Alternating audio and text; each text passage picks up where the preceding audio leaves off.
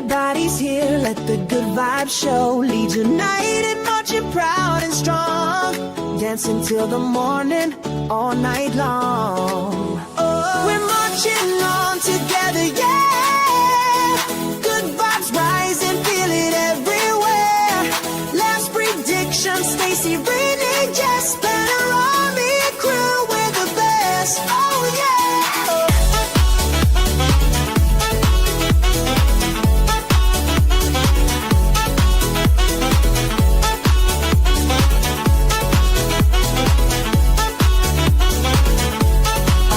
Day buzz, we're dancing in line. From previews to reviews, it's party time. Fastest finger first, let the quiz begin. Cheering for leads, we always win. Mental health, we're here for you. Laughs and smiles will pull you through. Light it up, let the music play. Spanner Army dancing all the way.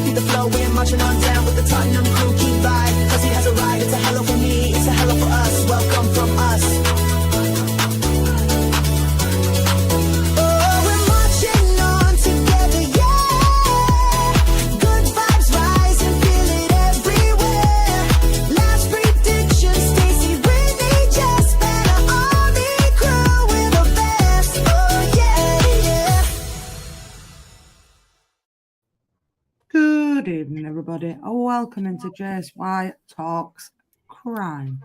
Please make sure we're smashing a like on the video, subscribing to the channel if we're new, hitting the notification bell, and as always, bless up and thank you for watching. So we are going to get into Suzy Lamplugh tonight, but before we do that, let's go around panel, make sure everybody's all right, get to chat, and then we'll get into it. How are we doing, Stacey, love? Looking forward to getting this one done. So I just put this one out there now. This stream, not football, not Formula One, not any other thing. It's just a crime night tonight. We're away from the football, so I'd appreciate it in chat if we can keep it to subjects of crime. How are we doing, Cruzy, love?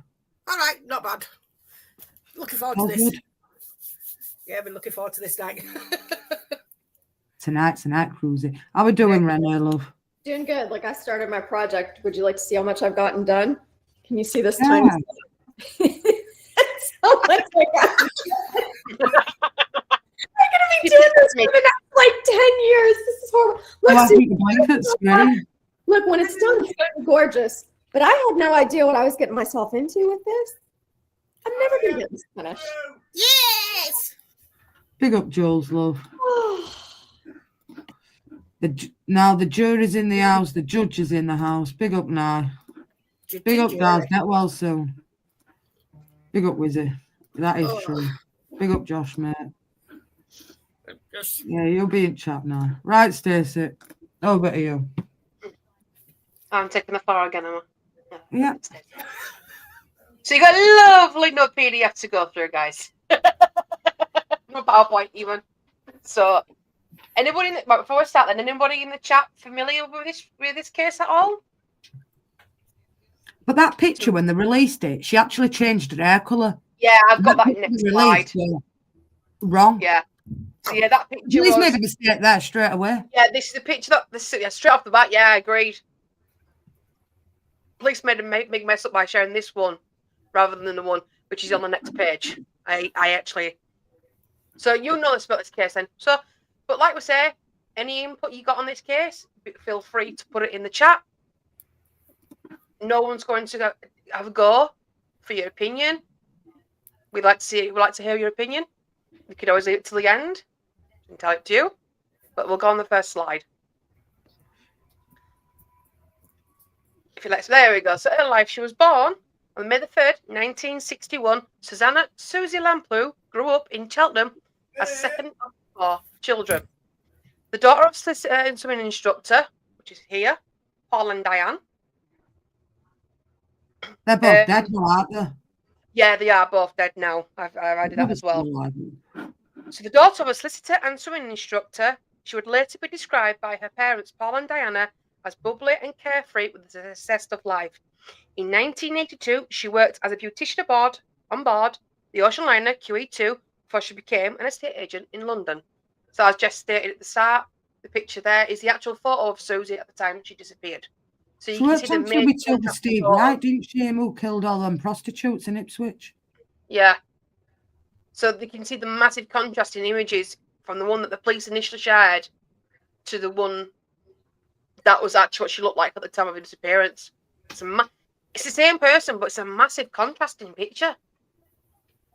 Amazing what hair colour can do, isn't it? Yeah. She looks a lot younger in that photo than she did in the photo that they originally shared. Because even the articles that were shared, she was dark-haired. She's still being a blonde, though, doesn't she? Yeah. Yeah, she ends up being a blonde. Yeah. But like you said, though, the police made a massive mess up with sharing that photo. Unless they didn't have this photo beforehand, which is a bit silly. They did. They just released the wrong one, the one with the darker hair. Which is interesting, isn't it? So the disappearance. On July 28th, 1986, 25-year-old Suzy had a pre-arranged meeting with a client to show around a house at Sherrods Road, Fulham. That sunny afternoon, she arrived at the property in southwest London and subsequently disappeared. When she failed to return to the estate office, her supervisor made attempts to contact Suzy, even going to Suzy's home to see if she was home. Her supervisor contacted Suzy's mum to state that she hadn't been seen by staff. After contacting her husband Paul to see if he had heard from Suzy, they proceeded to call the police to report her missing at 5:30. So I meant to add, though, I didn't get the picture of the address. So yeah, a few attempts were made by her supervisor, which I think was called Mark. Couldn't confirm that, which I mentioned his name. I think they contacted a lot of people, like clients that she may have arranged to meet. Yeah, but in her diary, she had Mr. Kipper at 12:45. Yeah, which is on the next slide. So yeah, it's not like she went missing and thought, she'll be fine. They've made numerous attempts to contact her, nothing. So we've gone to the investigation. When detectives arrived at her office, they found her diary, which contained the note for the day's appointment, which read 12:45, Mr. Kipper, 37, Sherrods Road, OS, with the OS meaning outside the property. Police then sought any witnesses who may have seen Suzy at the property in Sherrods Road. Several reported seeing a woman who they believed to be Suzy arguing with a man who was holding champagne and then getting into a car. Later that day, the officers found her white Ford Fiesta, registration B396GAN. This license plate is important for later on. Outside property in Stevenage Road, Fulham, at 10:01 a.m. This was 1.5 miles away from where she was last seen. The car key was missing and the handbrake was left off. Whilst inside one door side panel, police found Suzy's purse and the driver's seat was pulled back, which isn't in her usual seating position. So from what I've read, her car seat was really pulled back. I think she's quite short. So exactly. So somebody's. Well, she had been driving it, actually. Somebody's got in the passenger seat and drive it. So on the picture, we've got the image of the estate agent, and this is the actual photo of the diary entry where she was supposedly meeting Mr. Kipper, and the image is actually her car. So this is from the actual scene itself. So that's actually her car. Yeah, because there's a hat on the back seat. Yeah. So I'll get on to the mysterious Mr. Kipper. Police were able to put together a composite sketch of a man seen by witnesses. Her devastated parents were told she was missing, and investigators continued to search for clues concerning her whereabouts. Another witness reported seeing a black left-hand BMW at the same location where her car had been abandoned in Stevenage Road. The police believed this was a solid lead and made every attempt to locate the vehicle. So that's the composite. This is the composite sketch here, and this is actually. There were witnesses that come out for that BMW, weren't there? That said it had fled across the road, came to a halt. Somebody were pressing the hooter in the car, and he said he said a blonde young lady in there. She looked like she were laughing, but could have been screaming. So obviously that beam's got something to do with it because it was seen about a bit. Yeah, it's a left-hand driver as well, which is unusual for Britain. Yeah, especially 86. Yeah, that's what I was thinking as well. So what they've done is they've obviously drove to his where they've met up there. She's parked the car up, and then obviously she's got in that BMW, hasn't she? Yeah. Or she's parked up somewhere else. And he's picked her up and took her to the house that they were supposed to be going. Yeah, because then Mr. Kipper's a very unusual name, let's be honest. Yeah. They never traced this Mr. Kipper. No, they didn't. Which is weird. Just fishy, that's all. Yeah, very fishy. Other avenues they looked to explore was the name of the man Suzy met the day she vanished. It was believed Kipper was perhaps a mispronunciation of the word Cooper, a Dutch name. I butchered that. Where it was perhaps, a Dutch name. However, this never led to anything significant or helped identify a person of interest. During the subsequent investigation, police tested Suzy's DNA against 800 unidentified bodies that matched her description without success.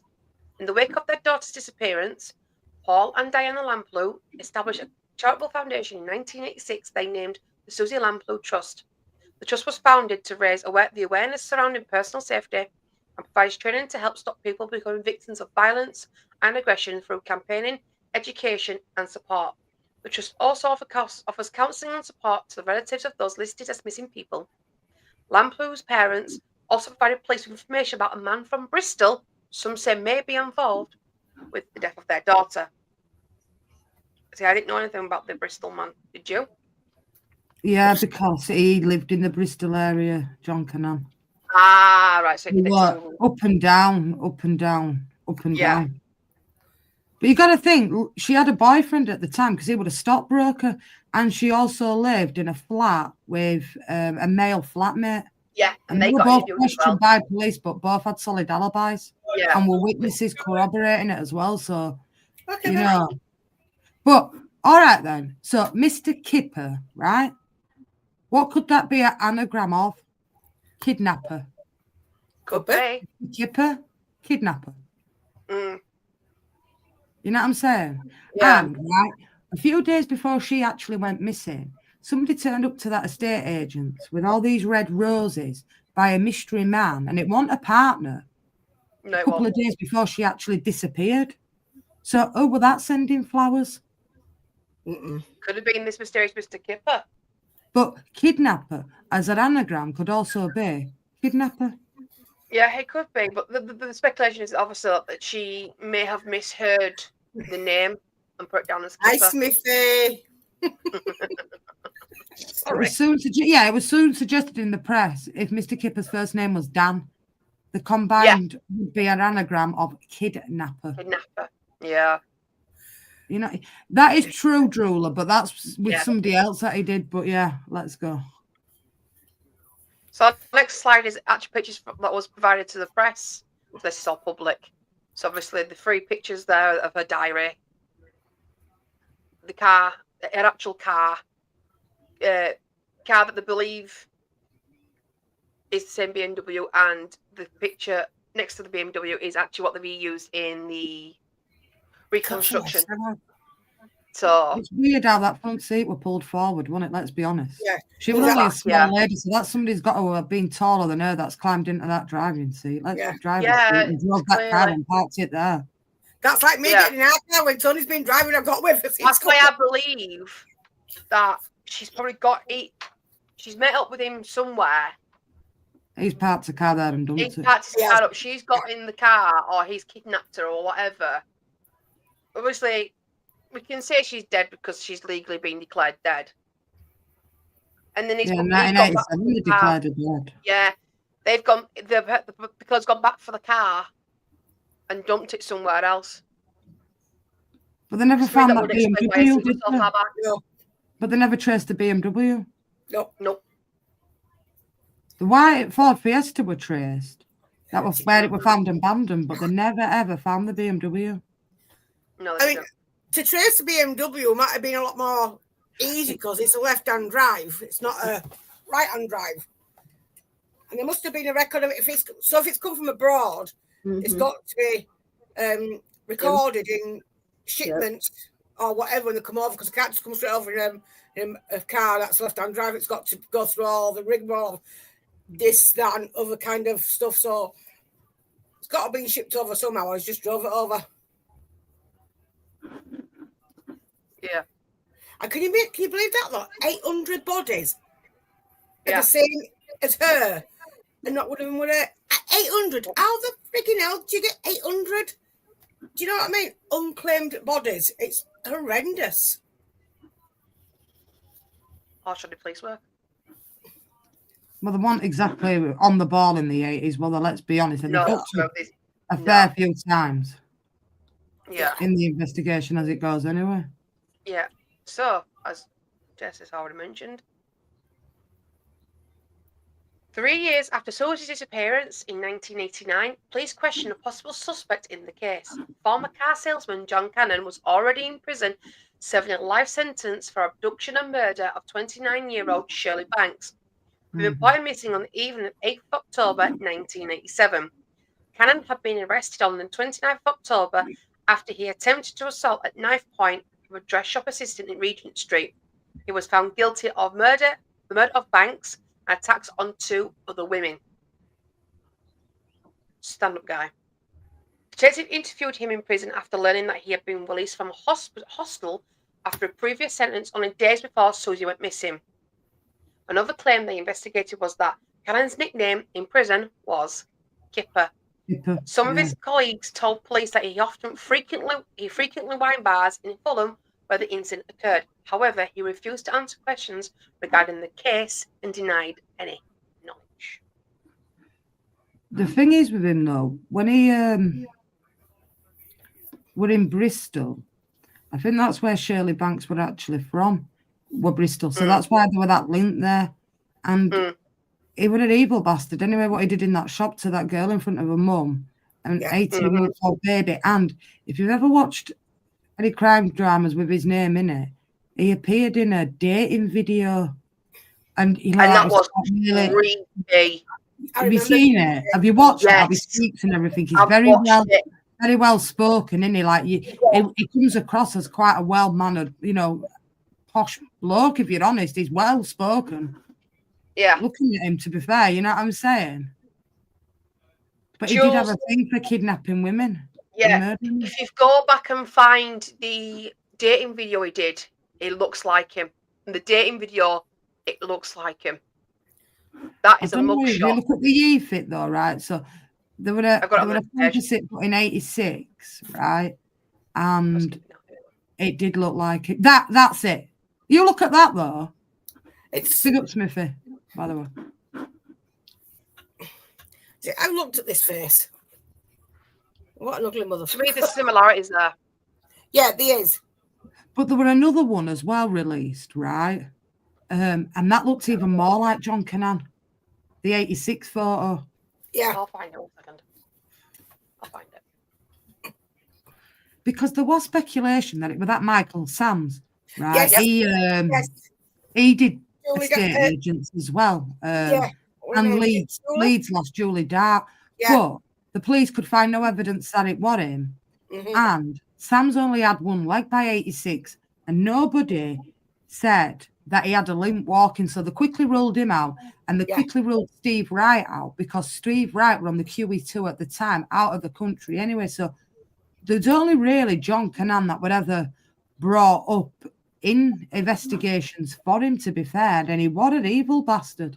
I can't even lie. You know what I'm saying? And believe it or not, he only died last year, on my birthday this time last year.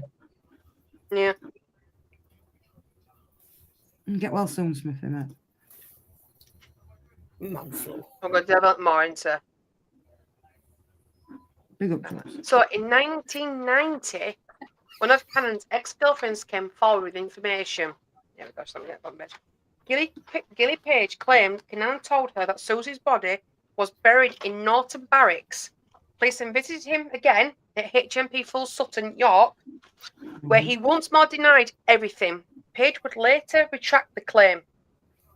Cannon then wrote a letter to a local Sutton newspaper in August 1991 denying any involvement in her disappearance. Allegedly, an archaeologist visited Cannon in jail and was told by the convicted killer that a Bristol businessman was responsible for the murder of Suzy, commenting that, "I know who killed Shirley, Suzy, and another girl." The Independent wrote an article in July 1993 in which the newspaper argued that Cannon's life sentence imposed by the judge removed any incentive to confess to further crimes. In 1994, Suzy was declared legally dead, presumed murdered. So it's a good couple of years after the fact. Well, because a bank account were never touched, nothing were ever touched. That day she went missing, that were it. It's like she vanished off the fucking face of the earth. Yeah. 7 years is when they can give confirmation of death. And it's not like they ain't dug up a lot of places, Cruzy, looking for her body. They have to dug loads of places up, aren't they? Even side at motorways and everything. It's scary because if you look at her from York, I forgot her name. Oh, I know what you mean. Claudia Lawrence. Yeah, same happened to her, wasn't it? That's the brain twist, that one. She were best friends with my cousin that I don't really talk to on my dad's side of the family. And she put it all over Facebook and that lot, and every year when it's an anniversary. But yeah, that same thing with her. She disappeared into thin air, which is weird, isn't it? You don't just disappear into thin air, though, do you, Cruzy? No. You're either murdered, you don't run, or you're dead. You know what I'm saying? You either die for natural causes, you're being murdered, or you don't run and you're in another country for something. You know what I'm saying? Just don't go missing. And nobody's ever heard of you again like she has. And let's face it, I'm what? So it's even older than me. So you're talking 40 odd years. But I still haven't found her poor body. Well, 86. And let's face it, if he did do it, the evil bastards took it to his grave with him. Yeah, I was 15 in 86 and I remember it. And I wasn't born. Yeah, that's me. So Norton Barracks would resurface again in December 1999 when Suzy's mother received a letter claiming her daughter was buried on the site. A new cold case squad was set up in early 2000 under senior investigating officer Jim Dickey, who focused the search for the elusive Mr. Kipper. He had his team computerize the card index, which led to the discovery that other estate agents in Fulham had been contacted by a Mr. Kipper. Ooh. I didn't know that. Yeah, I know that. Who did I say? See, research. Stacey, I do research, but sometimes you I did this 3 times. Another of Cannon's ex-girlfriends came forward with information. Daphne Sargent told detectives that when she first heard about the case, she believed John Cannon was responsible. She commented, "As soon as I heard about Suzy, I knew it was John. It had all the hallmarks, right down to the champagne." Yeah. It was believed by many... Oh, sorry, Jess? No, which champagne bottle, yeah. Yeah. Because they reckon they see somebody turn up. When she went to that estate agent, apparently a witness see a bloke stood outside with a bottle of champagne. Strange, isn't it, that, to go visit her house taking a bottle of champagne? Yeah. It was believed by many officers that Cannon resembled the composite sketch of Mr. Kipper, and Sargent recalled how he had a strong interest in the case. There was speculation that Cannon may have been in a brief relationship with Suzy, and when she attempted to end their fling, she was abducted and murdered. The anonymous letter to Diane Lamplugh led to a 5-day search in December 2000 with over 30 officers combing the area in and around the site of the former Norton Barracks. A search was also made around an area between Pershaw and Drake's Broughton in a field off the B408-84, which was about 3 miles from Norton Barracks in Worcestershire. And I spelled that. Yeah, you know it.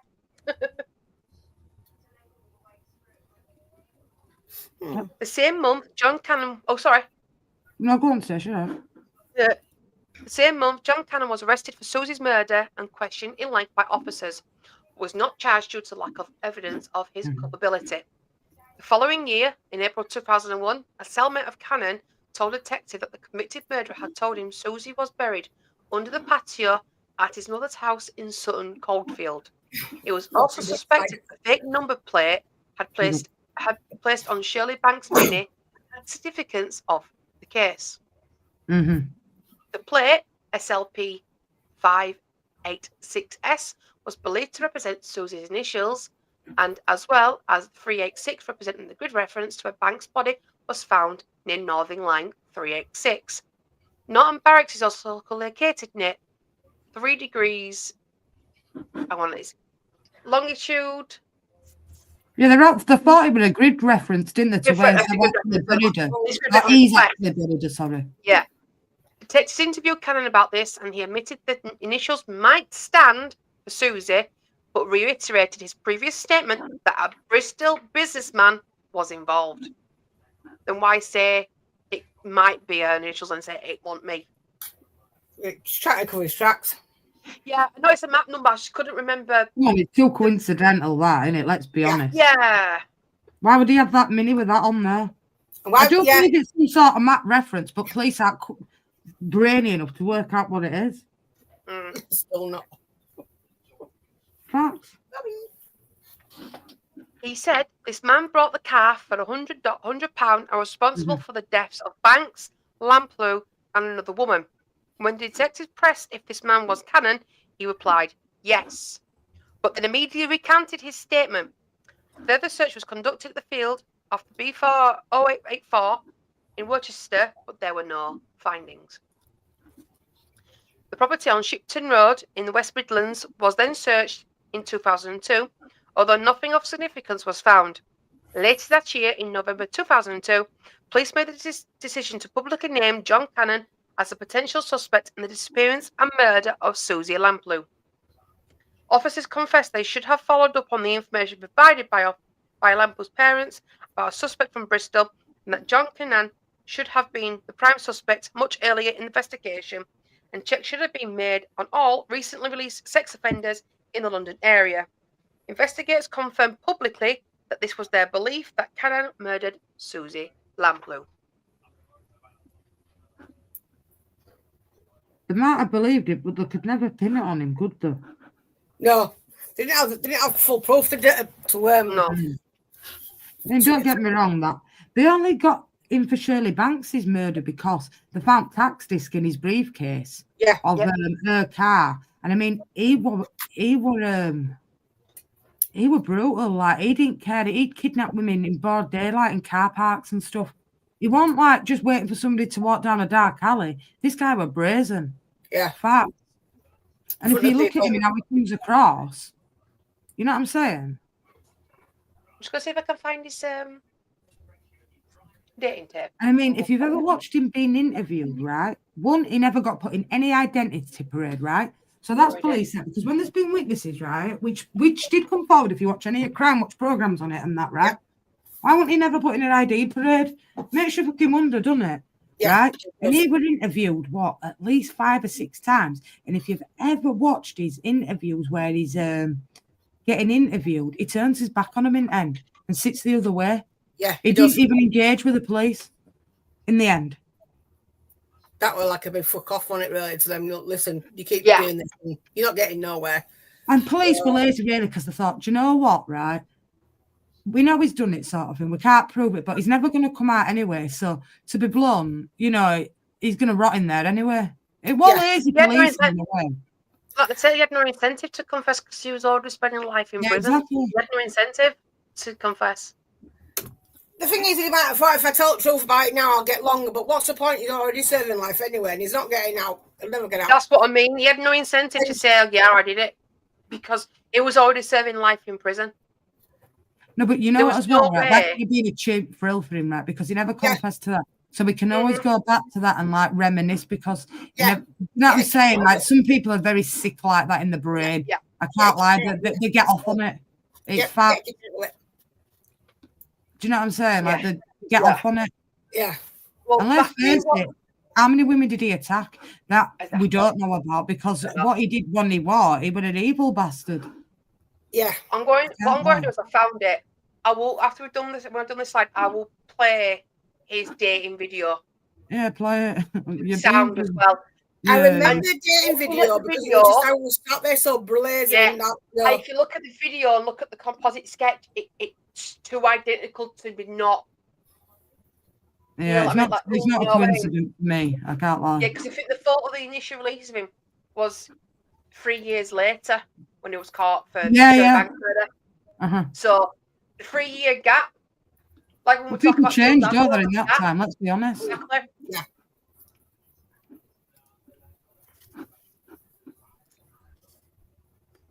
So from his prison cell, Cannon once again denied being involved in Suzy's disappearance and complained through his solicitor that publicly naming him has caused him to be devastated and distressed.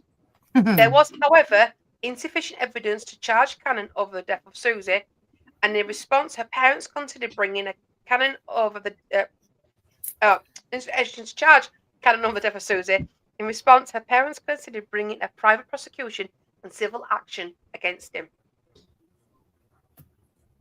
So even Suzy's parents believed it was him. Well, her brother still thinks it's him. He's the only one that's still alive. Her brother lives up in Scotland now, and he still says it to this day. I think I mentioned him. Yeah, I think I mentioned him. Yeah. Starting in 2006, the Suzy Lamplugh Trust organised a National Personal Safety Day, which would become an annual event. By 2008, police were looking into other potential suspects and found a connection between Lamplugh and serial killer Steve Wright. Wright had been arrested on December 19, 2006 for suspected involvement in the murder of 5 sex workers. I remember He was convicted in February 2008, and officers involved in the Lamplugh investigation discovered that Wright had worked as a steward on the QE2 in the 1980s, same time as Suzy. However, a senior Metropolitan officer would later describe the link as speculative and that it was not a strong line of inquiry. But did they have proof? He was working when she went missing. Yeah, they went back into it. Though they could definitely rule him out of it because he was out of the country at the time when she was in in Fulham. He worked on the QE2 at the time. They could prove he wasn't nowhere near it. Oh, let's look at the QE2. Where's that? Right, in August 2010, police began another search of the field off the B4084 near Perishore and Drakes Broughton in Worcestershire without success. By late October 2018, another search was made of the property previously owned by Cannon's mother at Shipton Road in Sutton Coldfield. A team of investigators spent 2 weeks at the house and dug up the garage and the garden of the semi-detached home, now owned by another West Midlands family. Oh God, that's wow. That must have been awful. An excavation was conducted of the grounds of the property by 15 officers of the Metropolitan Police under the direction of an archaeologist. The Suzy Lamplugh investigation remains unsolved. But regarding Steve Wright, she was a beautician on the QE2. Yeah. Obviously, we know what he was convicted of, but when police investigated his work records, they found he was working on the ship of the day that Lamplugh disappeared, meaning he couldn't have been responsible for her abduction. So he got absolutely ruled out of that. Like, that was dead in water, that one. So, yeah. He claimed to know who did it, though. So, you know what I mean? Like, why not tell them? Because it's him. Why not tell them? If they knew who did it, why didn't you tell them? Because it's the last bit of power, isn't it? It's the last isn't it? Glorifying himself, isn't it? Yeah. Yeah. So it's last fuck you, isn't it? Let's be honest. Yeah. Cannon died in Full Sutton Prison on 6th of November 2024. Police have stated that they have no other suspects in this case, which has led us to believe that Cannon was their only suspect. Paul and Diana Lamplugh. Diana died on 18th of August 2011. No, I've missed out. Both died. Are no longer around. Diane dying on the 18th of August 2011 at age 75, and Paul on 12th of June 2018. So this is the only surviving Lamplugh left, which is Robert. So this is Robert's statement after his death was announced. Robert Lamplugh, 64, said he was not mourning John Cannon. Richard, sorry, thank you. Said he was not mourning John Cannon, but has been left instead mourning the loss of him ever giving us closure. He told the Telegraph, I never wanted to meet the man, although my parents did meet with him. Well, that's a weird one, isn't it? As far as I'm concerned, he was a nasty bit of work and he manipulated people. He knew that information is power and he wanted to hold on to it. I was going to get down on bended knee and beg him for information. Innit? I won't give him satisfaction. No. You do that to see our family handles the grief of her missing, and knowing that you know information and you're not going to tell somebody the truth is like saying... He got off for a lot of it. Yeah, he got off for a lot of it. Definitely. Definitely got off for a lot of it. Yeah. But the reckon on the day she disappeared, right, she made a mysterious phone call during the afternoon, right? 3 days prior to that, Cannon was released from prison.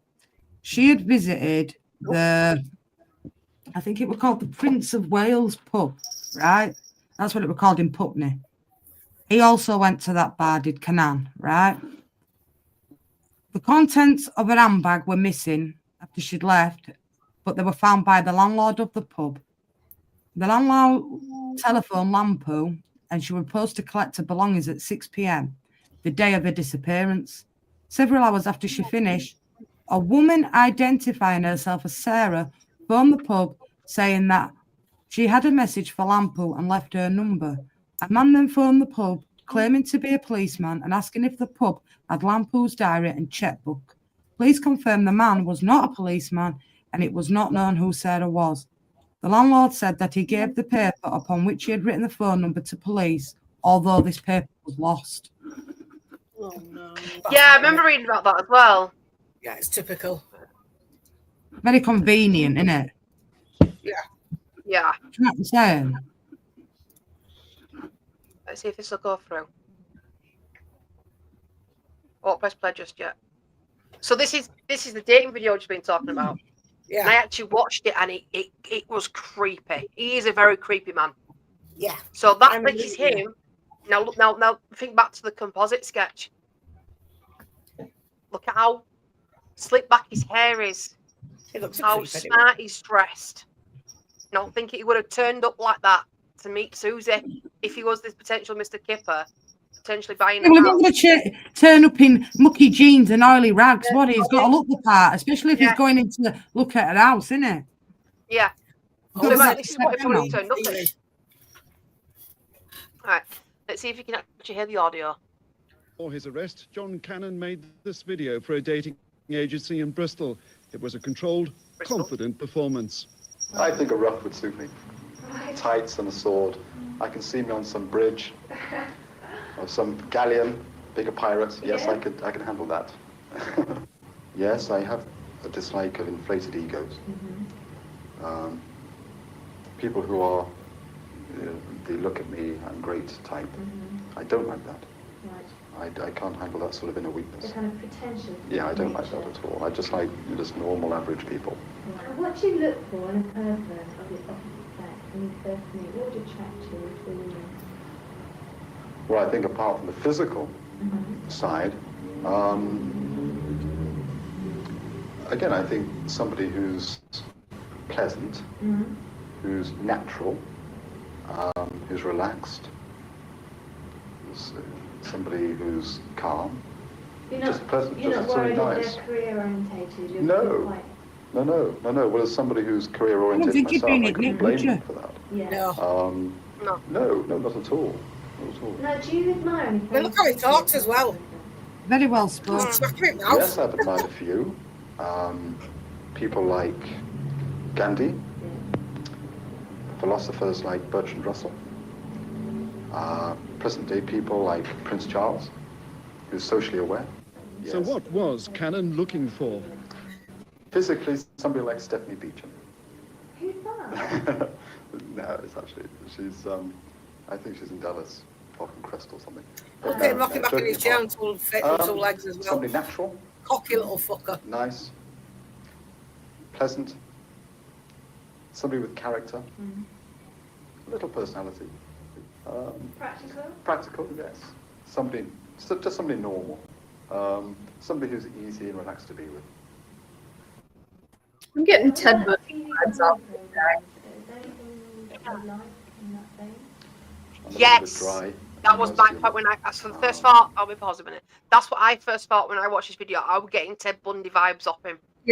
Yeah, very, Ted very Bundy with the same smart, charming. And you'll notice if you look at the photos of Shower these pants two of women, anyone. hold on, let me see if I can get back to this. I was looking at the photos. There's an article talking about this guy. But if you look at these two women side by side, these Shirley Banks and then Suzy. Yeah, together, both look alike, don't they? very, very, very similar. alike. These two men. You know how Ted Bundy had a type, Oh. long, dark hair, straight. Oh yeah, Definitely looks like somebody with a type. Kind of blondish to reddish. Yeah, I'm obsessed with blondes.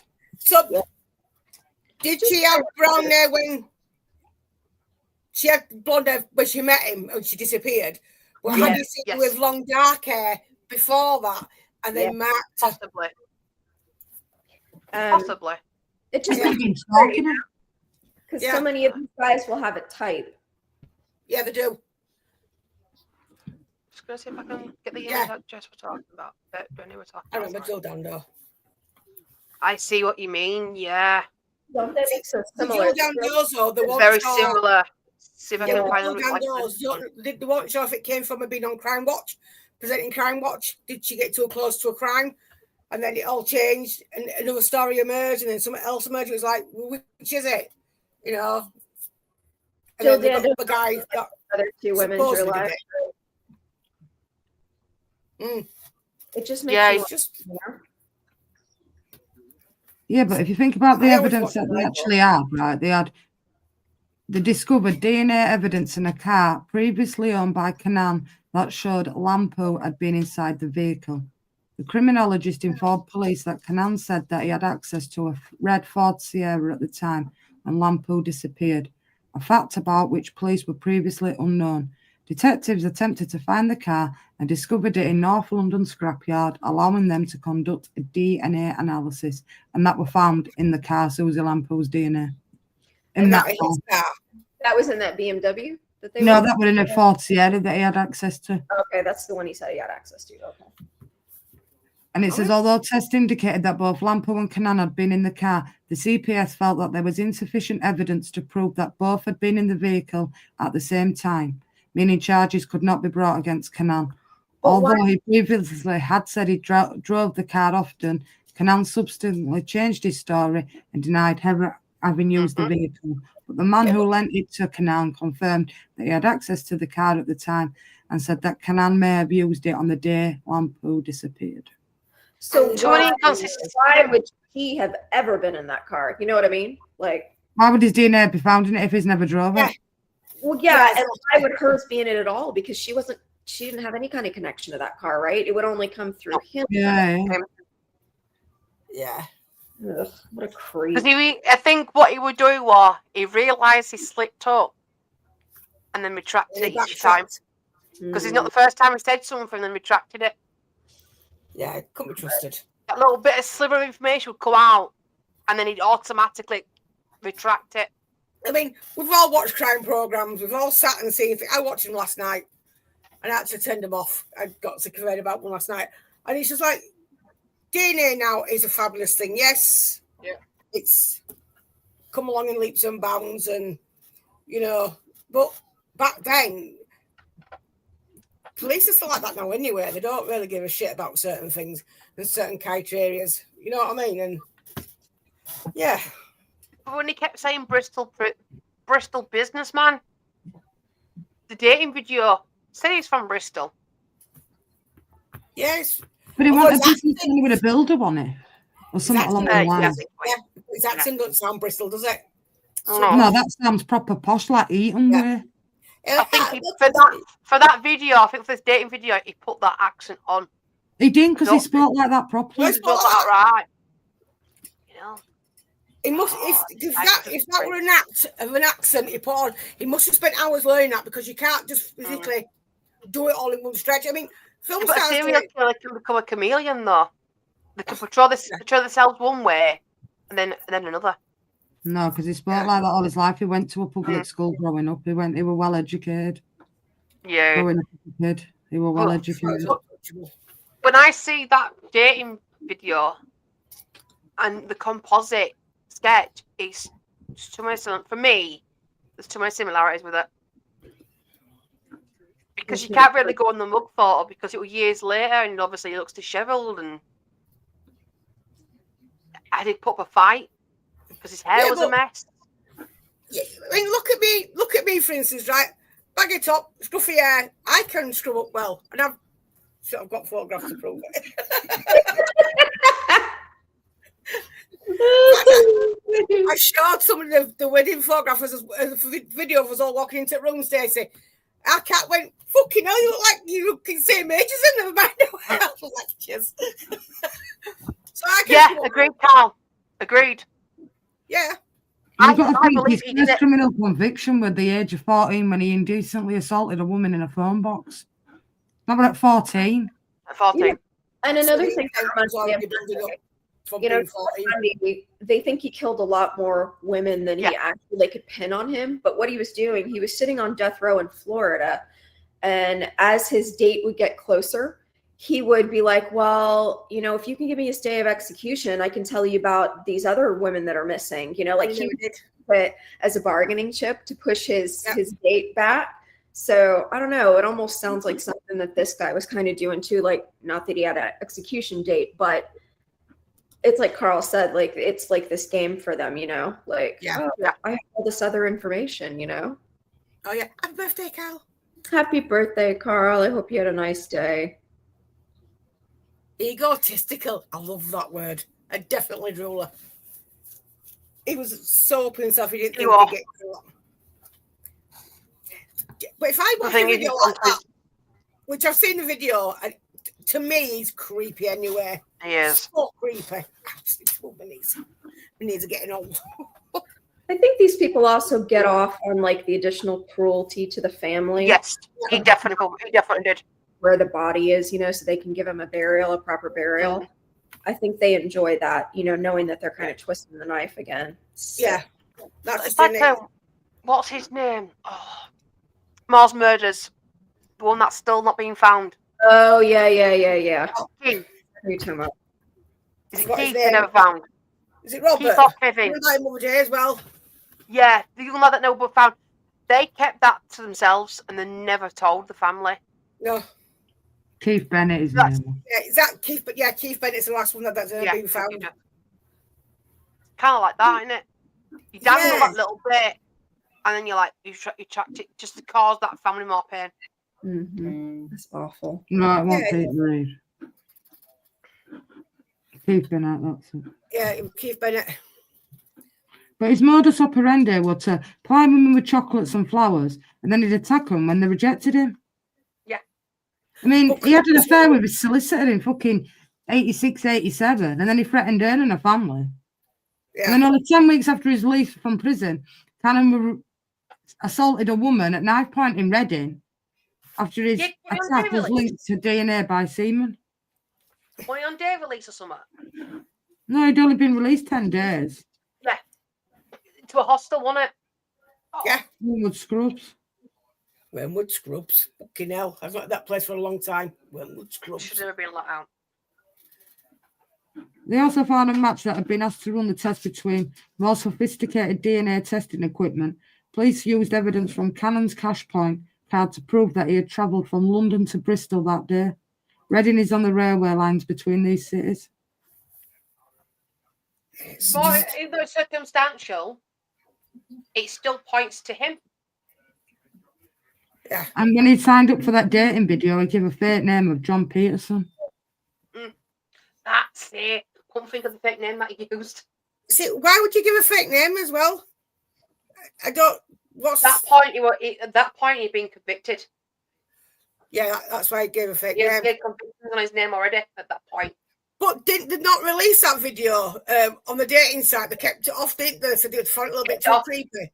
I think the woman who was doing the video, yeah, she found it a bit good vibe from him, so they didn't upload it. They did because he received a high response from other daters. It did get released. It was one of the highest viewed videos. All right. Yeah. I thought they released it. Stop. Oh look, there's Phil and Grant.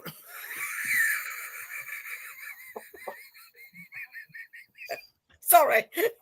Oh God, they're even bigger now. Yeah, that's what I got from it, Alison. He sounded like royalty. Yeah, it's not. I couldn't imagine a family member going missing and not knowing where they are. We've had friends that have done that have gone missing, lucky enough to be found. But it's especially for the chance to say goodbye. And obviously, this is publicised massively. Yeah, you've got to think over 150 police officers from 5 different police forces spent around 140,000 man-hours on case. Yeah. Television appeals, searched for the car, telephone work, crime watch. Yep. And they still never got anything. Scary. Well, did Jill Dando do that crime watch on that bit? I think she did, didn't she? No, because that was in the 90s and this was Yeah. And he got arrested for attacking a woman at knife point in 87. Yeah. But then she had a car linked to Banks, who he'd murdered Shirley Banks, and he'd repainted the car because the police searched his car 3 weeks after Banks had disappeared and found a tax disc from her car inside a briefcase in the glove compartment. Her orange Mini Clubman was found painted blue in the lock-up garages at the block of flats. The police bailed Cannon from the station in Warwick, where he's been interviewed for attempted robbery. News media immediately linked Banks' disappearance to that of Lamplugh, publishing Cannon's prior criminal record. The police charged him with assault on the 2nd of November. He had no alibi for the night of Banks' disappearance, and he claimed he had bought Banks' Mini from a man at an auction. And you can get proof of that as well. Did you look at the proof of that he actually got it from an auction? Probably not. So that's a trail, at least paper trail, because they've got to have it all declared when you do a car at an auction. What were the borders like though back then in 80s about sports and stuff? Going across borders. A lot easier than it is nowadays. So that could be a possibility. He could have done that. Well, let's face it, in 40 years, nobody's ever found her body. And he's took that to the grave with him because he's dead. Yeah, well, for England, they can go up and down this country from bottom of England to top of England and across it without no stops, no ID, no nothing. So he's got a full range of everything. And if he's got a driving license, you can get to the top of Ireland on it. Yeah, the thing is, I don't think they'll ever find her, if I'm honest. Not in my lifetime, anyway. You got to think, the other woman he killed, Banks, he dropped her in Bristol, and the site name was called Dead Women's Ditch, which is part of an Iron Age camp at Downsborough in the Quantock Hills in the dark red mud. Police also found gold jewellery and buttons from a dress Banks had bought. According to pathologist Bernard Knight, she was killed by being hit repeatedly on the head with a rock. And that was an evil bastard, let's be honest. Yeah. Going for that modus operandi, could he done that to Suzy? Rejected him. Yeah. The issue there is they've never found a body, so they can never prove what her cause of death was. No. So they find that skeleton, which, to be honest with you, I don't see it ever happening. He's took it to grave. He has. I don't see a body ever being found. I mean, you always said about that barracks. That barracks came up a lot in a lot of conversations in the past. Barracks are not a small place; they're quite big. So maybe they got the wrong place. Maybe they should. I mean, cadaver dogs can smell a dead body from 100 years ago. Get cow dogs on it and see what it comes up with. I think I agree with you on that one, Jules. I even know think that if kind he of had been caught, I think he would have had a lot more. And I do believe there is a lot more murders that he could be tied to. Look, it's very rare that police come out and say, well, we're not looking for anybody else for this murder. You know what I'm saying? Like, it's very rare that they come out. And he's got cheek to say by his solicitors, I'm devastated and distressed. Really? Really? Are you? Really Because weird. Yeah, because he got caught. That's what it is. Exactly. That's what he's distressed about. Yep. why should he have a reduction in his tariff after what he's done? No, it shouldn't. That's why I said, though, just about he had no incentive to admit to it. Big up, Kev. Hi, Kev. Hey, Kev. He had And no, you're going to because he think was he was released from a definitely- prison hospital 3 days before Lamplugh disappeared. His colleagues said he often went to wine bars in Fulham where Lamplugh worked. Lamplugh was supposed to be Mr. Kipper when she disappeared, and Canaan was said to have used the name Kipper. So you got to wait, and then found that several estate agents had also been visited by a Mr. Kipper. Come on. Yes. Too many dots, man. It's a little too convenient. Too many dots and arrows going back to him. Yeah, no, Jules. And you got to think, right? So last sighting of her was seen at 1 p.m. Then at 10 o'clock that night, they found her car. Yeah. Sighting driving north with a man at 2:45. Come on. It's all a bit too. It's all a bit too. Yeah. Too sus, isn't it? It's so coincidental. Yeah. Very. But because they had no hard evidence, they couldn't charge him. But you're telling me that DNA evidence wasn't enough, and that SLP 386S on the woman that he'd killed's car changed the number plate and the colour of the car. Come on. It's too many connections to him to say it's Listen, not him. when the police interviewed Canaan about the significance of the number plate on the Mini, he acknowledged that the initials could stand for Suzy Lamplugh, but said a Bristol businessman from who he bought the car for £100 was responsible for the deaths of Lamplugh, Banks, and another woman. So then tell him who it was then. Exactly. Yeah. Do you know what I'm saying? If you notice the woman. Do you know what I mean? It's just. It's Too many just. coincidences. It's. Yeah. Friends in high places. Somebody knew what we're doing. He had help. I mean, if he had a red car, I mean, the Sierra for a start. If he had that and they were both DNAs in that from both of them, I mean, they can tell how far a DNA's been in how long it's been there because it degrades over a certain length of time. So if they're both in the car together and they're both DNAs in that car, then. Well, how many years later have I found that evidence and it's still there, Cruzy? Come on. Yeah. If it's still there, then it's got to be properly checked because for them to be in the same car means we're together. That's what I see it as. What is DNA still be on file? Yeah, they keep DNA on file. He was matched it to his car. Yeah. And they reckon that he said he'd only confessed to her murder after his mother died to avoid causing further grief for her. An anonymous relation of Canaan also stated a belief that he would confess when his mother died. Canaan and his mother remained close after his conviction, and she continued to visit him every week. I mean, what mother in the right mind, after what he's been convicted of, still goes to prison every week and sees him? That's a mama's boy. Yeah. That's fucking crazy, isn't it? Come on. Yeah. Yeah. Because I know if that were my kid, I won't be going and visiting him in prison. Agreed. What the hell happened to my scissors? No. So It's like that's they've only strange. got he's probably thinking they've only got me for this Shirley Banks one, murder-wise. That would have known. Yeah. Because he now got an indefinite prison sentence, so he was never going to be released anywhere. Nope. Yeah, it's kept And on when file. Scotland Yard come out and say in a press conference, which is fucking rare, and says they believe Cannon murdered her. Police don't really normally come out with that. Yeah, exactly. They have no. You can get sued for stuff like that. Yeah. They come out in 2002 and said, "Look, we ain't looking for anyone else." It was him that did it. Yeah. So why didn't he press charge? Why didn't he file defamation then?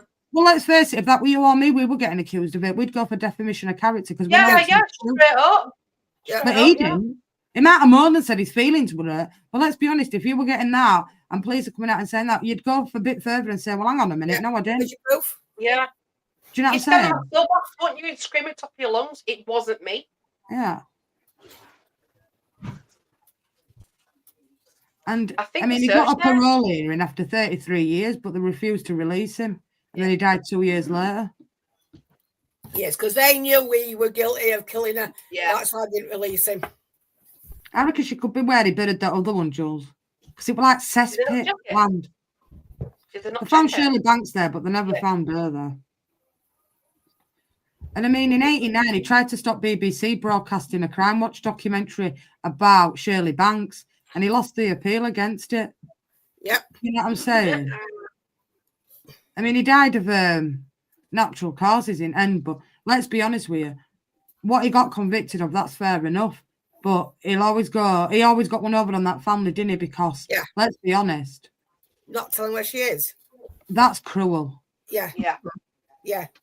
I couldn't imagine that. I mean, I look at grandkids and I think, you know, what would I do if one of my grandkids are, well, they're all big and older now. She could stick up for herself. Just go like that and she'll scare them all with her tits. But yeah, no, it's a scary world and people get away with a lot of things.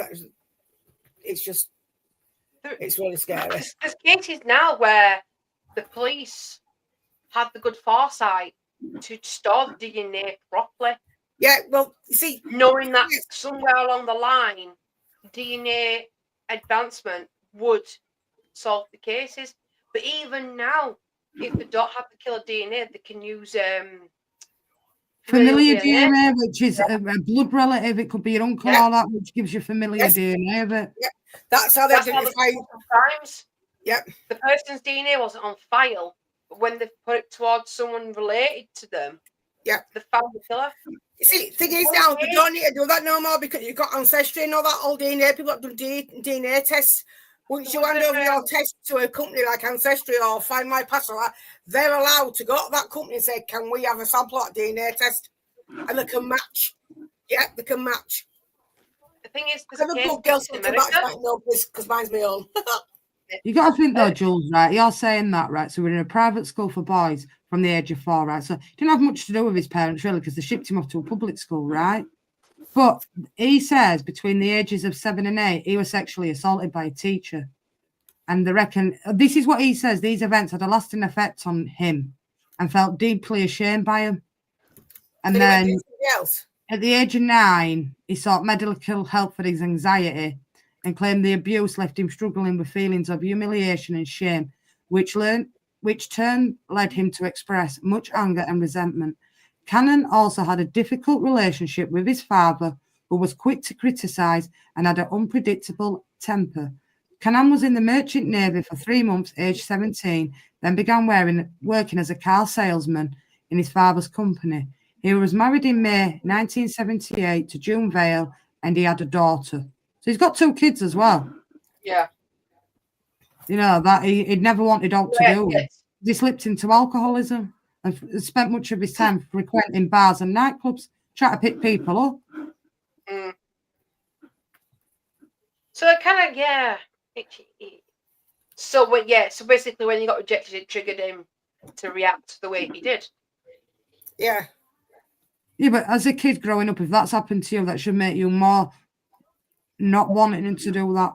Exactly. Not going on to want to commit them kind of crimes. And that, what were the issue with blonde women? Because it wasn't a blonde woman that did it to him. It was a male teacher that did it.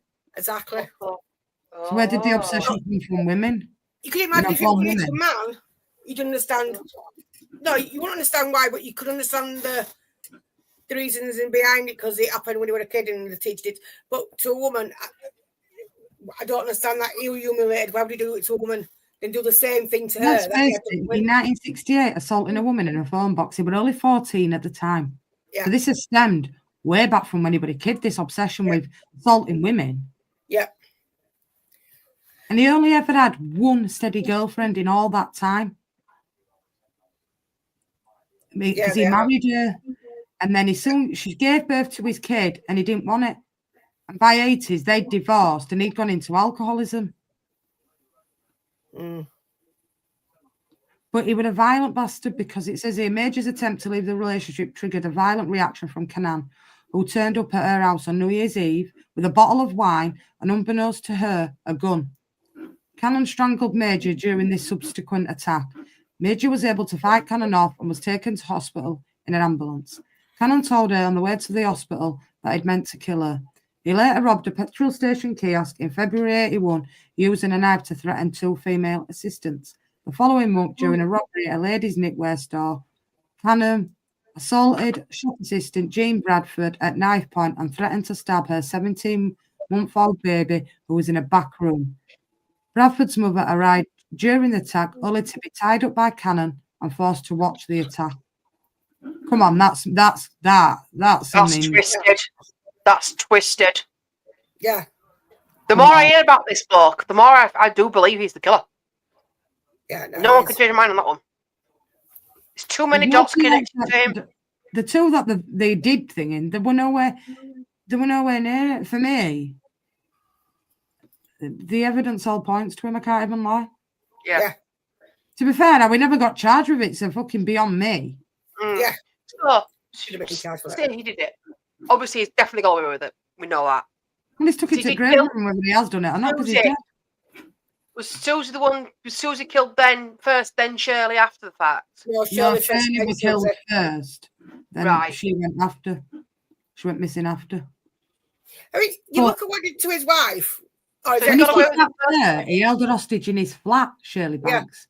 We don't know Yeah, what he he did with.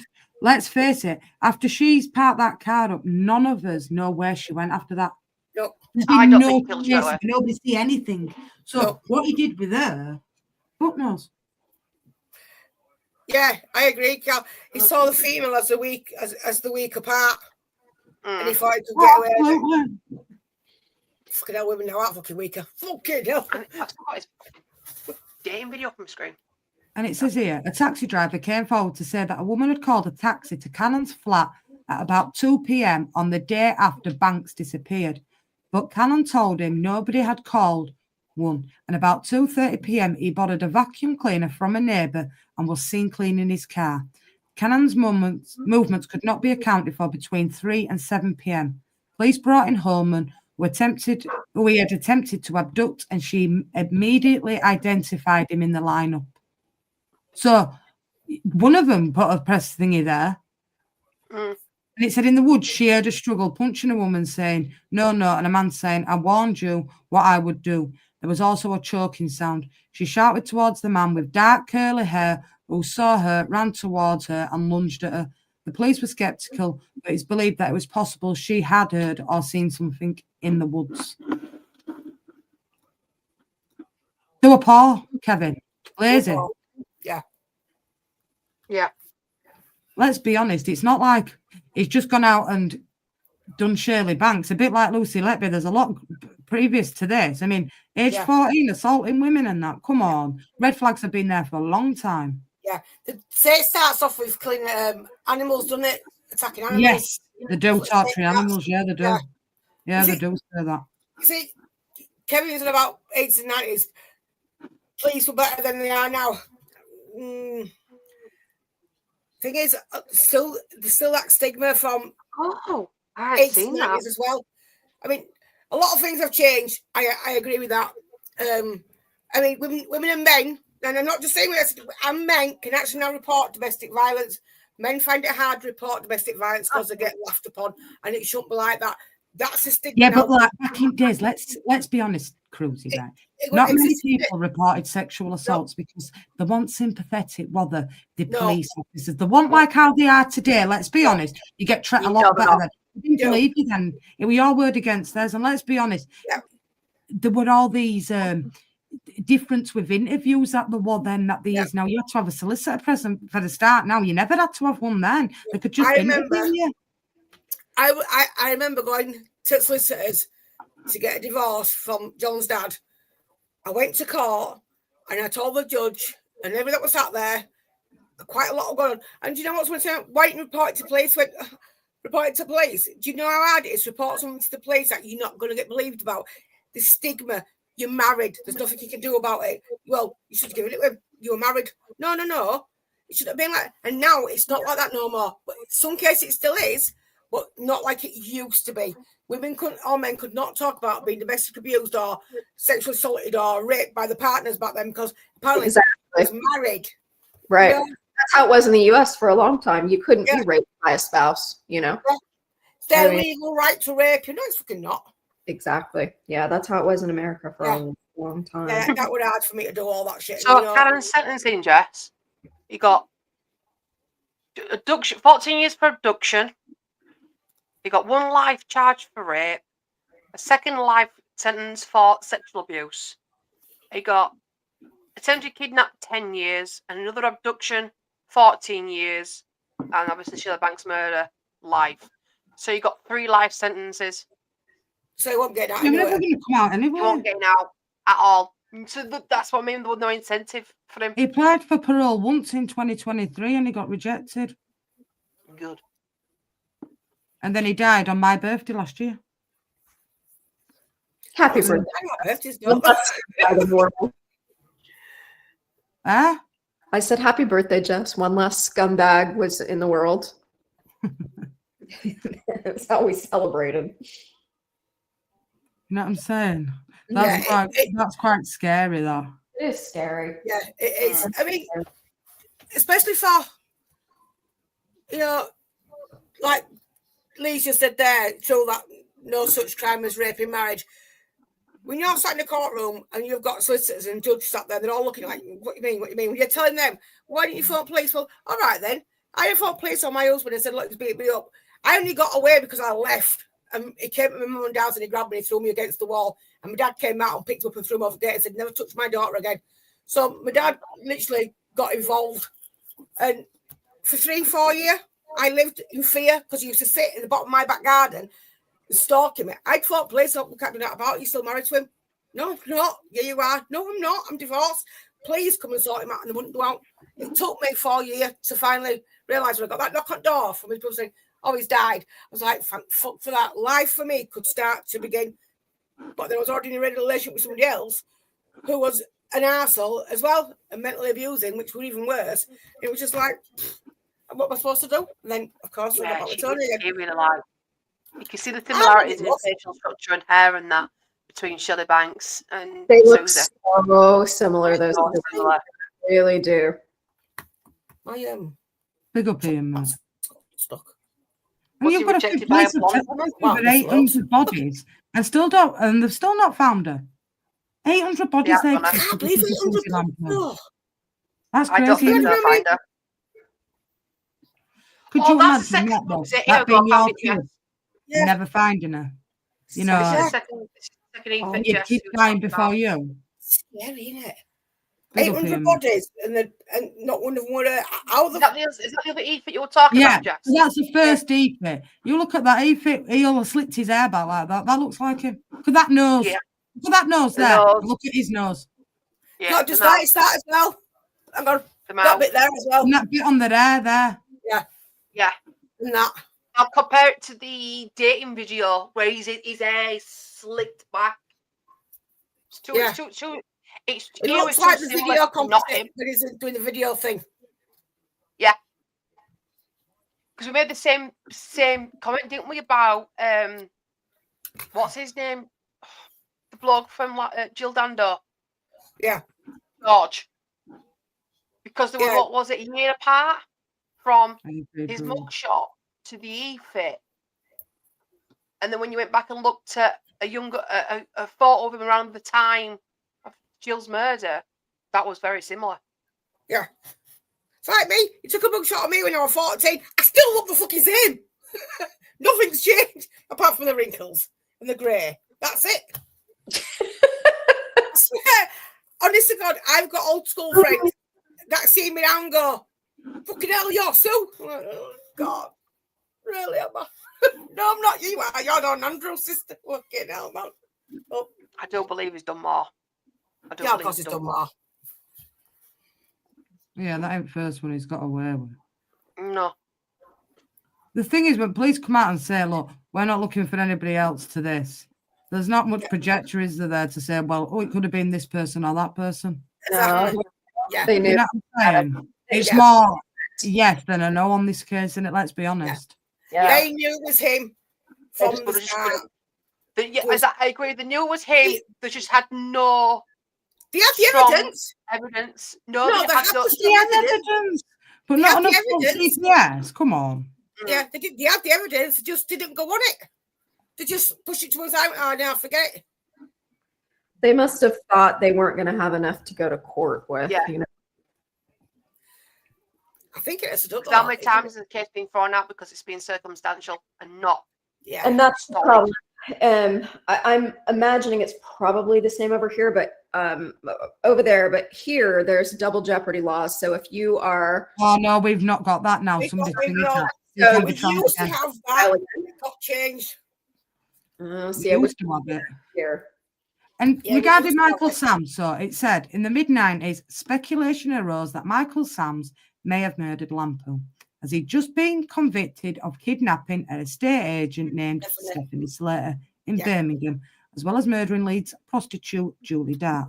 However, police found no evidence for the theory and discounted it, noting that Sam's crimes were likely to have been influenced by the high-profile Lamplugh case. Furthermore, Sam's only had one leg by 1986, and no witness sightings of the man seen with Lamplugh on that day reported him walking with a limp or only having one leg. So they ruled him out, Jules. Yeah, straight Slugs away, his yeah. eyebrows. Yeah, got him over, haven't he? No, so this was Michael Sams that had done this, Julie Dart, and Stephanie thing is, Slater. this was a different crime, but it was. Yeah. They did investigate him for it, Kevin, but he got ruled out of it. Yeah, Same no, as it's- Steve well, Wright. There was nothing to connect him to her at all. And Julie died. I think he said that it was an accident that she died. It was his intention wasn't for her to die. He He was gonna just live. wanting ransom money, but he suffocated her in that bin that he kept her in. Yeah, Do you know what I mean? but he's going again now. I'm remembering things. All about learning in here. Big Yeah. up, Simon. There is some wrong ones in the world, It's really Yeah. scary. and there's a lot more like it as well. Do you know that? Yeah. It's scary. Well, Yeah. I mean, Let's it's face like it, how many women haven't come forward about him? Because back in 80s and 70s, it was different then. It was frowned upon. Let's be honest, how many people have gone to their grave knowing he's done something to them? Yeah. Oh, yeah. A lot. A lot. Thing is, I mean, you know, we're in that thing right now where we've got Harry and we know what's happened with him. And they had his they adjourned his thing the other day, they opened his inquest into his death and adjourned it. And I now know he got stabbed in the chest, not in the back. And I'm like, I want to go to a court case. When it comes to court and they get him and he goes to court, I'm going to go to every single court case that goes on. Every hearing that is there, I'm going to go to. Because I want to know exactly what went on. Because they're all changing the stories again now. I said it wasn't down to somebody else. It was down to, no, it wasn't down to Harry. It was somebody else.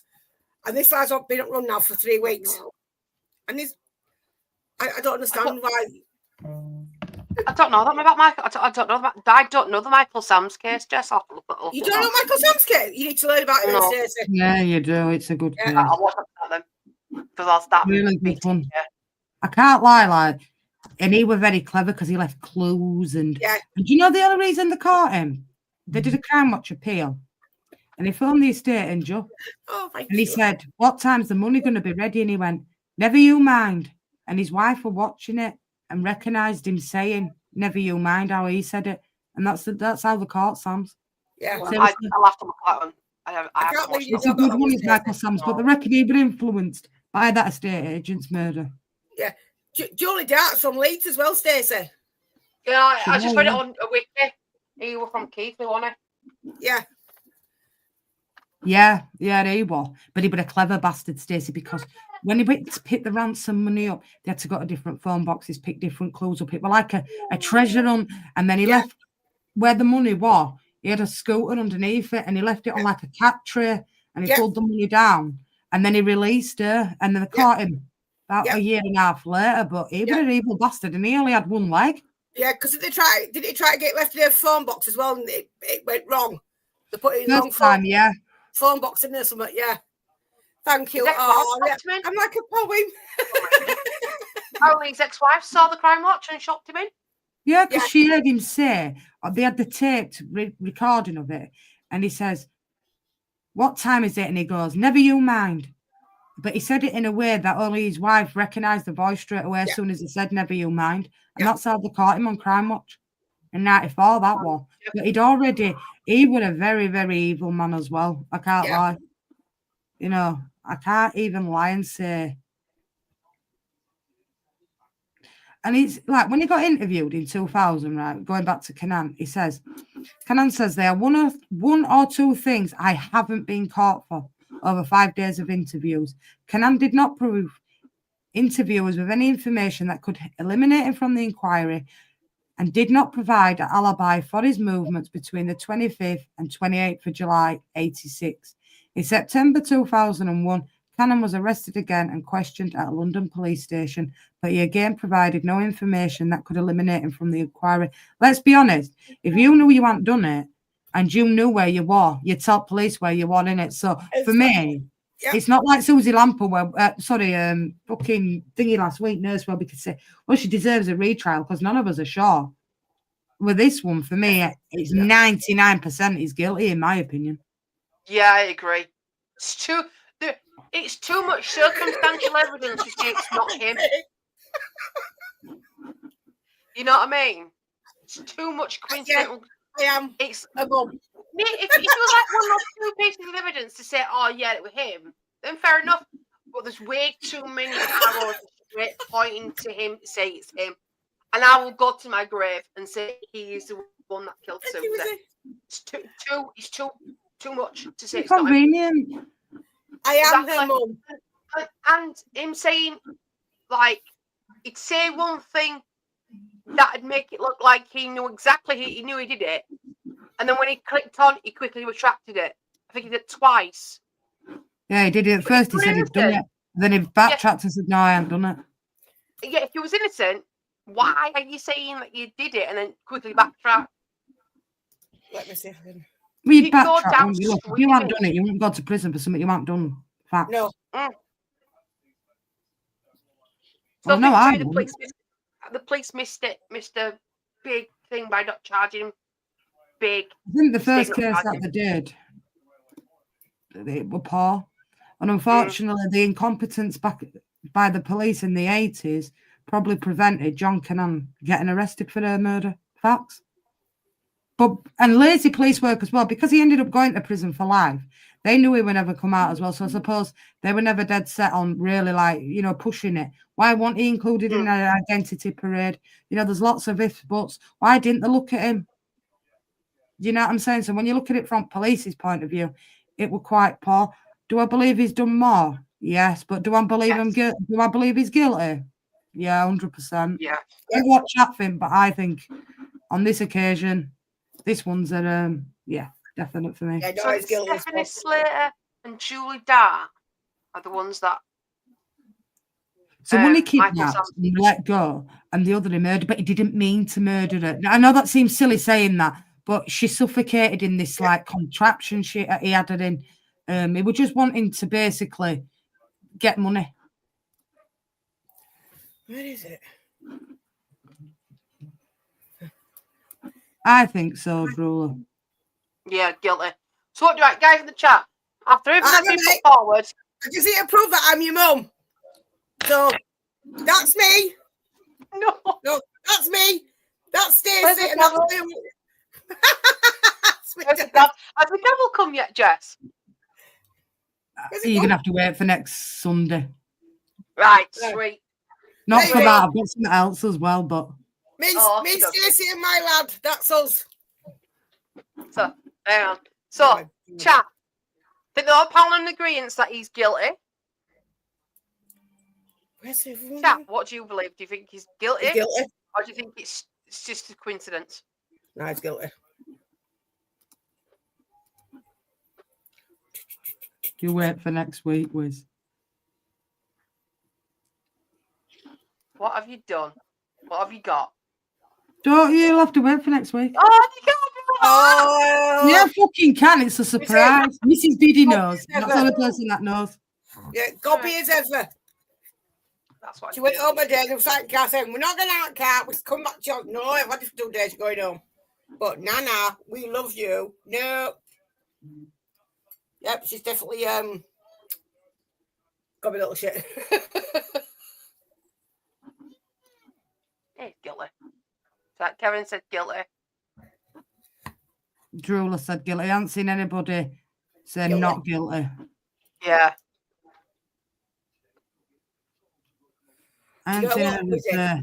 I feel sorry for the boyfriend she gets because she will fucking batter him if he ever tries out. Yeah, he's definitely guilty. Yeah. Yeah. It'll be next Sunday at 8, Kev, because Liverpool play on the Saturday. Saneem says guilty as well. Yeah. I don't The think reason there's why I going to be speak- anybody saying he's not guilty. Yeah, where's guilty? It's I just don't too know what much Jules is saying. Where is that? too much circumstantial evidence to say it's not him. Yeah. Where is that bloody picture of all us together? Stacey needs to do a thumbnail for it, though. I am. No, it is, Right, Kev. I'll get that done tonight. We've got an easy week anyway. No school. I drove out of school Yeah, and going, no early mornings. Boop, boop, no early mornings. She's like, motherfucking shut up. Like, no. I said, have you done this one? Nah, I think he was definitely guilty, this guy. I can't lie. Yes. I agree. Order in the courtroom. Definitely guilty. I need to bring me a mallet in, don't I? You You wait for need to next do like, Sunday. you know what you call it? No, we're only thumbnails up till November, Lee. I need to do some more this week. Let's see what you done there. Right. Oh, look at them pictures of Ireland. Thought I came out of fucking. Yeah, Allison's put guilty as hell. Yeah, I think so. I don't think there's any weighing factors to say. I'm definitely guilty.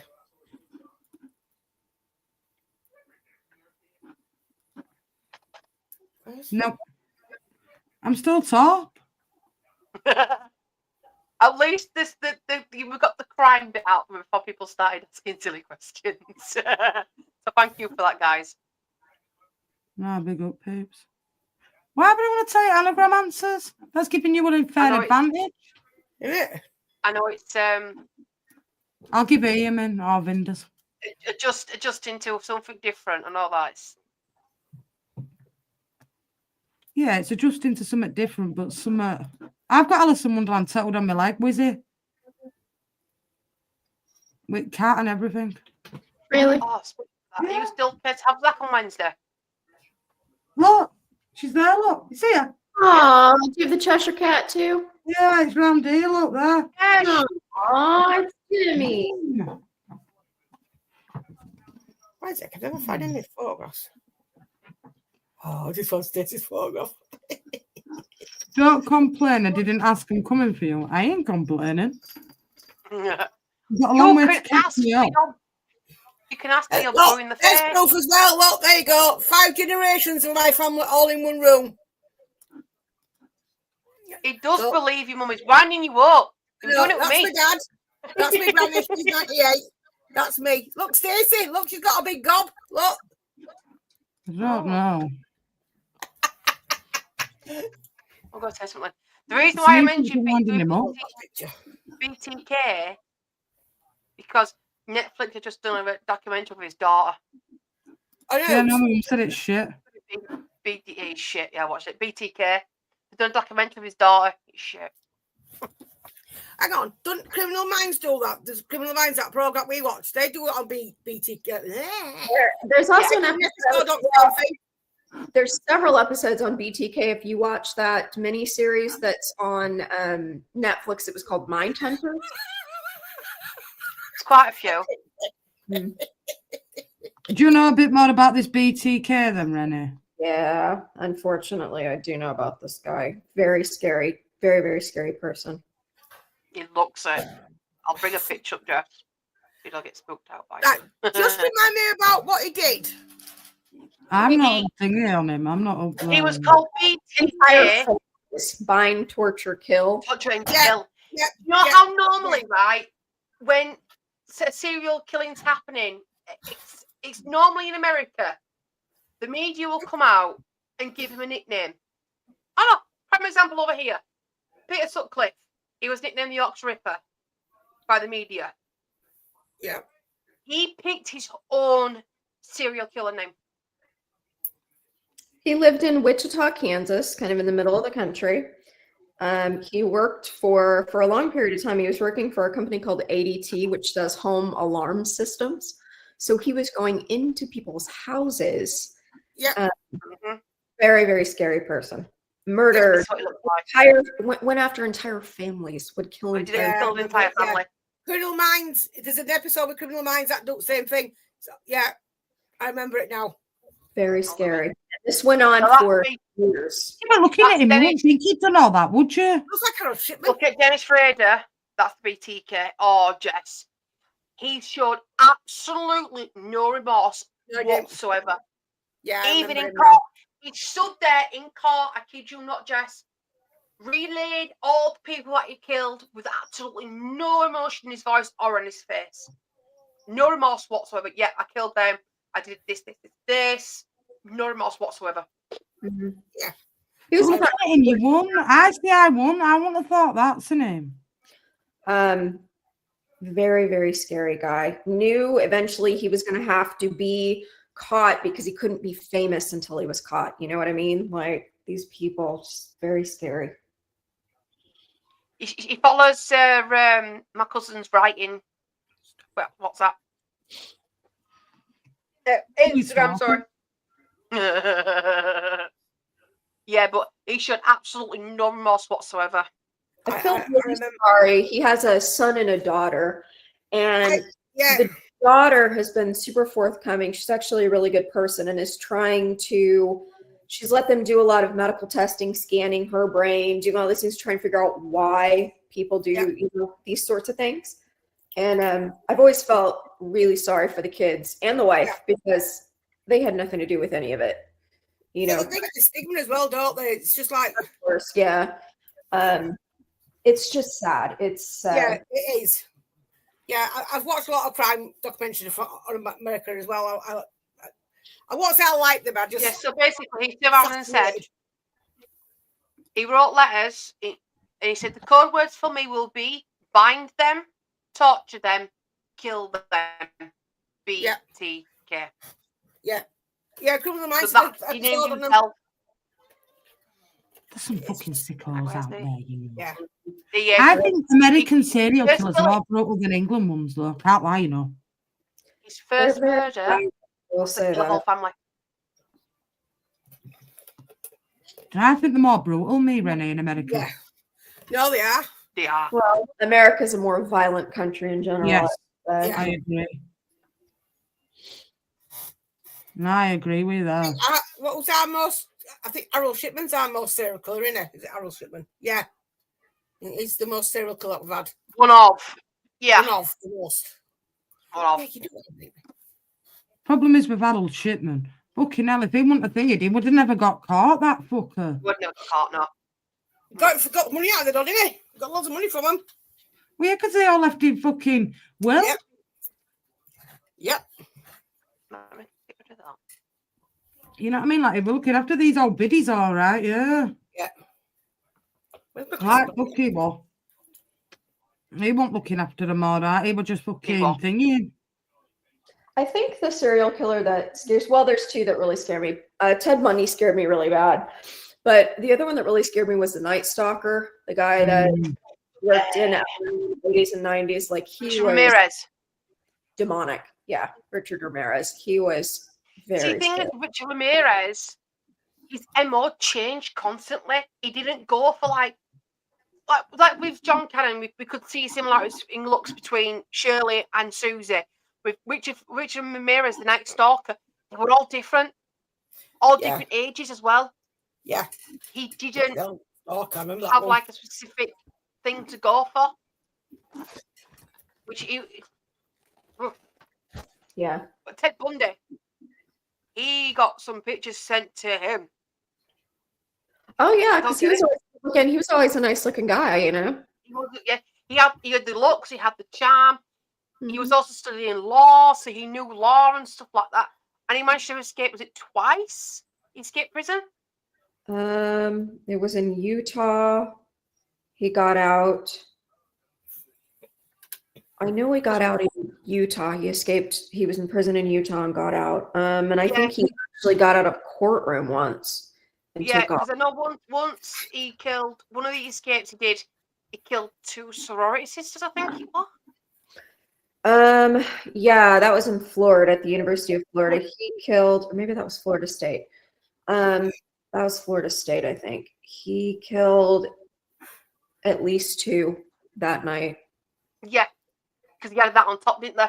And the second time he escaped, he didn't do anything. He just went hiding somewhere, and they found him. Really scary. It's just, oh my God. But the sad thing was he was on death row in Florida, and he had killed a lot more women and girls because the longer it went on, he was killing younger and younger girls. Yeah. And they were pretty sure he had murdered several other girls that were dark-headed and kind of met the MO of the women he had been killing. But he was really a conniving little shit. Like it would be coming up his execution date, and he'd be like, "Oh, I remember some more things. I remember about a girl you guys are looking for." And he did this for years. And finally, the state of Florida was like, "You know what? Fuck you, bro." And they death row. And what did he do? He married. Was it solicitor? I think it was. Yeah, I don't On the stand, married her on the stand, so she couldn't give evidence against him because you're not forced to give evidence against your spouse. He was narcissistic, but he was smart though. He knew what he was doing. He was cold and calculated. Mm. Very calculated. You've got to be that kill that many people. Yeah, let's be honest. A lot. Yeah. Very scary. One thing that riled, and I think a lot of Americans were riled, the fact is that he was allowed to marry her, even though he was incarcerated, and still had a kid with her. Well, would want to have kids, even though you have to think up woman as well. Are they wired up right? She stayed with him for a long time, and then she divorced him. I wouldn't have married him in fucking first place. Nope. That's grim. Why would you want to marry a serial killer? I mean, I know there were a lot of there's people out there that write to him in prison and stuff. Oh, yeah. Richard Ramirez, he got a lot of naughty mail. Naughty mail, he did. No, that's sick for me. When they were getting moved from police custody to the courts. He did know him. Richard Ramirez, yeah. So I rewatched my documentary the other night. They were transporting him from the police to the courts, which is just down the road. There were people lying in the streets, and there was one woman that actually went like that to him. Tits out and locked. Oh my lord! It wasn't you, was it? No, but he was lovely, motherfucker. And I was twisting my head. That's really interesting, darling. That's what you say. Yeah. Documentary on Netflix, Jess. I think they show you pictures that you've got sent. Women, literally women in naughty clothing, shall we say, or next to nothing. I don't understand the fascination. I'll see if I can find her. I don't understand the fascination of a woman having an attraction to a serial killer by sending letters and. No, absolutely I don't not. get it. Knowing for a fact what is Ted Bundy did as well. You know, Ted Bundy had loads of girlfriends. He did. He was a good looking dude with Ted Bundy, but that's why he also managed to get away with it so long, because he was good looking. No one would believe he was a serial killer. just by looking at him because of how he presented himself. Well, and Trying to that's get- how he got a lot of women to get in the car with him. Like, Yeah. cast on his arm, you know, or be limping around asking women for help, you know. And yeah. Very Oh, scary. I man. don't know. I'm not into pen paling fucking serial killers though. Fuck that shit. No, not at all. It's very true, isn't it? It's weird, isn't it? Or is that just me? Look, Like, it's I find that weird. Listen, Jess, I'm with you. Why would you want to be a pen pal to a mass murderer? Oh Serial no. killer. Do you know what I mean? Yeah, isn't it? That's not normal, is it? That. Oh, what fruit No, you getting I agree. that? They must be as sick as them, innit, Kevin? I'm in agreement. Yeah. There's definitely something wrong with them. There's Yeah. Something that happened. Wired up wrong, Rennie.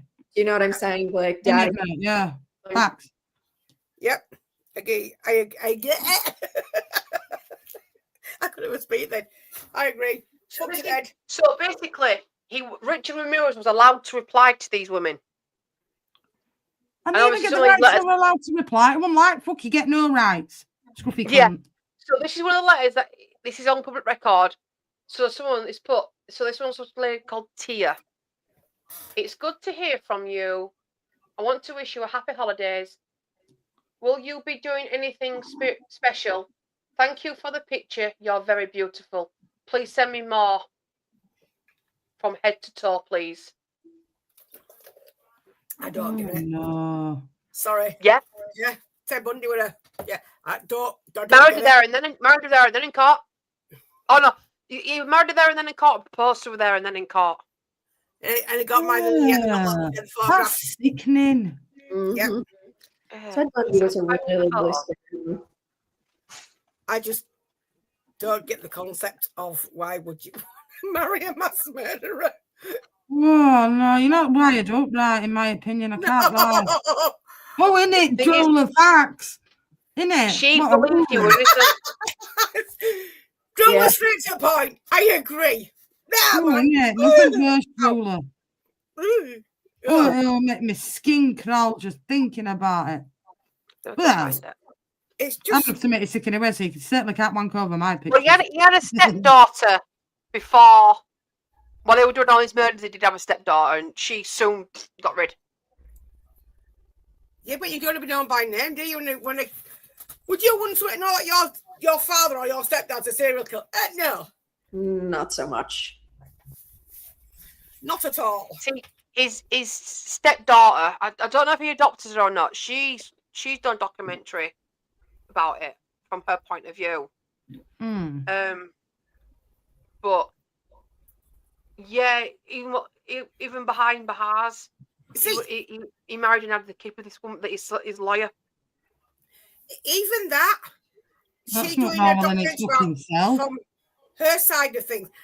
I wouldn't even want to have known. There you go. I wouldn't want anybody to know I'd not right with him. I would felt. Nah, fuck that. There you go. Look, that's while he was incarcerated. Yeah, I know, but what I'm saying is, why would she want to do that if she didn't want to know who she was? Why would you want to associate yourself with the Sure, mass she murderer? divorced him. She probably needed the Find out. money. Innit? Yeah, exactly. You Yeah. needed summer.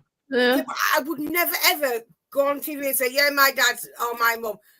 Actually, my mum's a You'd serial be arsonist. embarrassed, wouldn't you? Well, no, I would. Wouldn't My- want my anything mum- to do with mother, would you?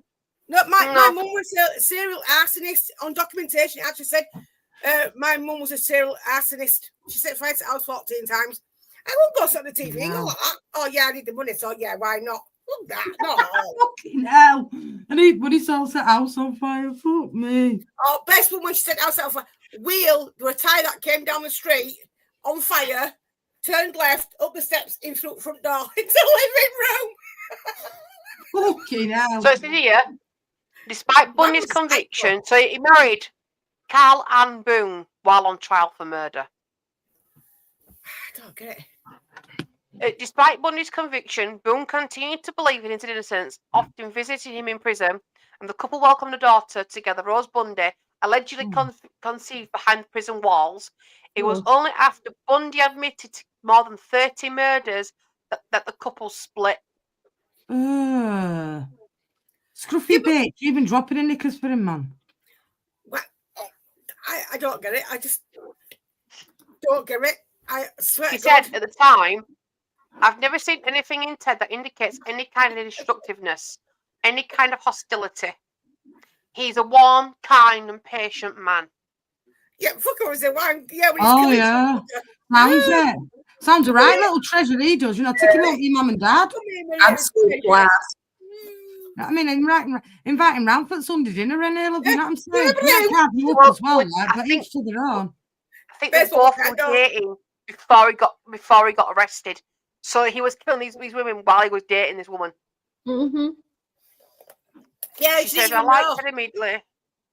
She said secret. She didn't want to say that about what he did. Because she found out what he did and she tried to keep it all secret. She wouldn't get involved in it. So she kept identity secret. The hard ruler. I do the same. No, thank you. What's the name? Oh, so he escaped a courthouse library in Utah. Mm. I don't And know. he fled to Nine Florida. seconds, Carl. In his first escape, Bundy fled through a courthouse library window Yeah, and was jumped shot ahead. But upon his second escape from his Utah jail cell, he fled to Florida, where he committed 3 more murders and multiple assaults. Sad. And one of those murders was a young girl. Yeah. Just He killed 30 people. Yeah. I reckon he did more than that.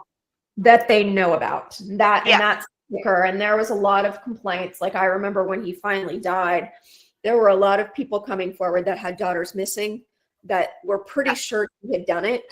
And they were like, no, you can't kill him because he hasn't confessed. And it was like how long are we going to let this go on? You know, like he could extend this out indefinitely. Oh, Rosemary's Baby's on at 10 o'clock. That's a fucking awful film and all. Oh. So Crazy. he was seeing someone called Elizabeth Kendall at the time. And at the time, well, so they believe he was still seeing Elizabeth when he started seeing Carol. So I know Molly's done a documentary about it. Well, I am shocked he was not a faithful boyfriend. That is shocking. And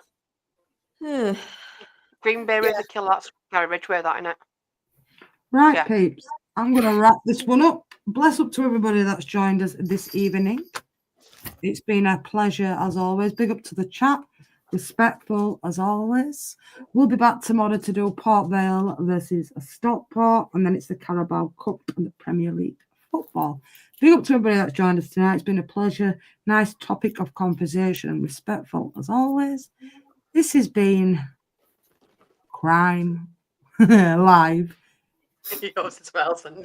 we like the crime. Yeah, very nearly. And there's only That's one why thing it's to like the say. time we just won't do it. It's a good night from me.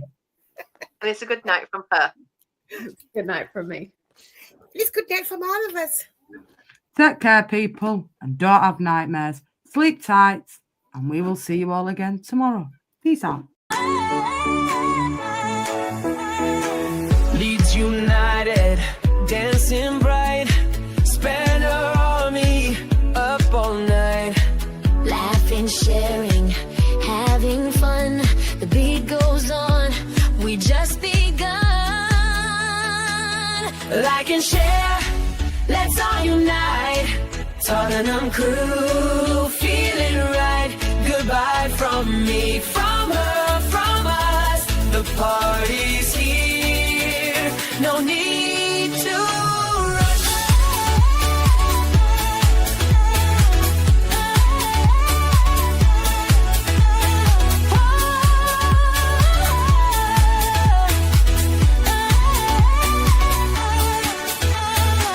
Army strong, the baseline drops. Spin around, the fun won't stop. Laughs and cheers, a groove we made.